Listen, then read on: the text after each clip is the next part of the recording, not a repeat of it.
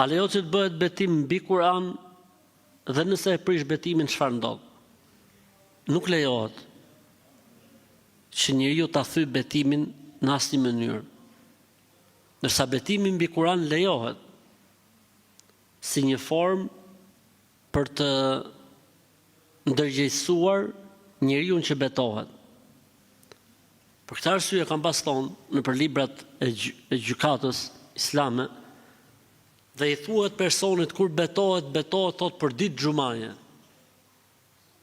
Të betohet në kohën mas ikindis. Pse? Për t'i dhonë në rëndësi situatës.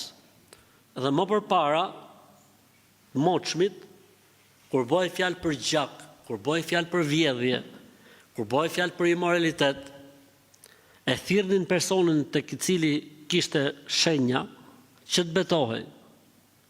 Mirë, po betimi i thjesht nuk e vend tjetrin pozit dhe nuk e ndërgjegjëson. Çfarë thoshin veje dorën mbi Kur'an?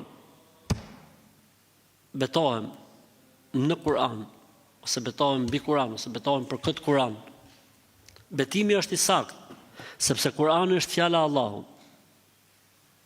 Betimi është i saktë dhe Kur'ani është fjala e Allahut. Thyrja e betimit, si me dorën mbi Kur'an, si dorën poshtë Kur'anit, si dorën anash Kur'anit, si pa vu dorë fare në Kur'an, dhe ti betohesh rrënjshëm, do ta japi efektin. Nuk ka dyshim që do ta japi efektin.